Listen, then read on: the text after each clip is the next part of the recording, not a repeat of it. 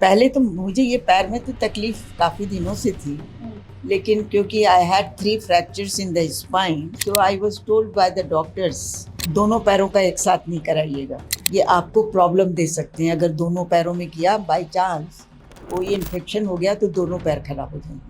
अभी हम कॉटेज में मौजूद हैं और मेरे साथ कैंप के एक पेशेंट यहाँ पर हैं, मोहिनी प्रसाद जी, जो कि 84 इयर्स की हैं और नोएडा से यहाँ पर हैं। आप मुझे अपने इश्यूज के बारे में कुछ जानकारी देंगे मैम? क्या दिक्कत थी? मुझे मेरा मल्टीपल प्रॉब्लम्स थी और रिसेंटली मैंने अपनी लेफ्ट नी का ऑपरेशन कराया। उसमें मुझे बहुत कॉम्प्लिकेशंस हुए जिसको कि मैं अभी तक रिकवर नहीं कर पाई हूँ। हाँ, कब से ये सारे इश्यूज आपको हैं? पहले तो मुझे ये पैर में तो तकलीफ काफ़ी दिनों से थी, लेकिन क्योंकि I had 3 fractures in the spine, so I was told by the doctors कि आप दोनों पैरों का एक साथ नहीं कराइएगा। अच्छा। तो जब मैंने राइट नी का कराया 2013 में, तब मैंने उन डॉक्टर्स ने बहुत मुझसे कहा कि आप उसमें भी करा लीजिए। मैंने कहा नहीं, क्योंकि मेरे डॉक्टर्स की एडवाइस है। जो जहाँ मेरा एक्सीडेंट हुआ था, लंदन में थी मैं, तो मैंने कहा कि वहाँ से उन्होंने कहा था कि आपका जो फ्रैक्चर्स हैं ये आपको प्रॉब्लम दे सकते हैं। अगर दोनों पैरों में किया बाय चांस कोई इन्फेक्शन हो गया तो दोनों पैर खराब हो जाएंगे। तो इसलिए मैंने नहीं कराया। अब ये इसलिए कराना पड़ा, मैं तो अभी भी नहीं कराना चाहती थी।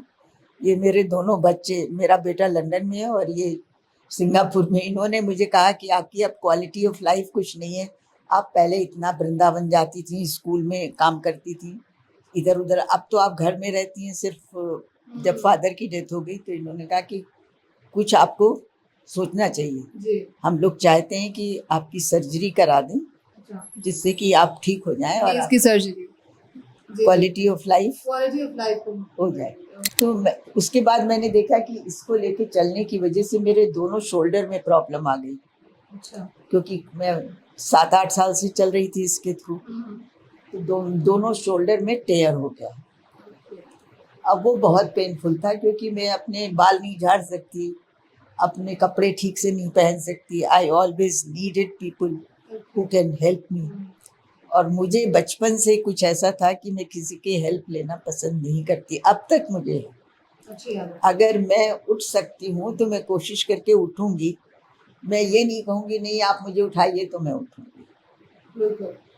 तो मुझे अच्छा नहीं लगता और ना मुझे बेड पे लेटा रहना अच्छा लगता है। हाँ, मैं घूमना फिरना, गार्डन में जाना, बगीचे में कुछ काम करना, मैं गार्डनिंग की बहुत शौकीन हूँ। बहुत सारी सोसाइटी दिल्ली में मेरे टाइम पे बनी और अब तक वो चल रही हैं, तो मुझे अच्छा लगता है। We used to train malis. तो आपको मतलब एक्टिविटीज करते रहना बहुत पसंद है। अब आप मुझे ये बताइए कि आप यहाँ पर आए तो आपका एक्सपीरियंस कैसा है? मैं अपने लिए स्वास्थ्य के लिए आई, क्वालिटी ऑफ लाइफ को सुधारने के लिए। कि अगर मेरा स्वास्थ्य अच्छा रहेगा then whatever activities I was doing earlier, I cannot do that large scale, but even then I can guide people on the phone. Sometime I can visit them in the camps where they are trained. I was looking after a school for underprivileged children. We have 200 kids. I started there everything. They were suffering from many diseases. I took the doctors from Delhi. That time we were living in Delhi. So we got them treated. Now the children at the age of 5, age of 13, they are there. Primary school. 5 to 13 class. So they also call me. I visit them. I talk to them. We recently 2 days back a boy came to see me. Uski birthday thi. So they come and they take the blessings. What else I can do? Right. True. And this is a very appreciating work. There I was teaching the village ladies how to improve the quality of life in the house, whatever means they have. Okay. Because we cannot tell them that you go and buy this thing, but they don't have funds. So I told them, I said to learn some cottage industry sort of a thing. these diya making, because in Diwali we make lot of diyas and sell. So I started this in the village, candles and these essence ना, धूप बत्ती जिसको बहुत अगरबत्तीज and धूप बत्ती, ये चीजें बनाना उनको हमने सिखलाना शुरू किया. पार्ट टाइम वो लोग आती थी, बनाती थी एंड दे वर पेड. तो ये एक बहुत मोटिवेशनल आपकी जर्नी रही है.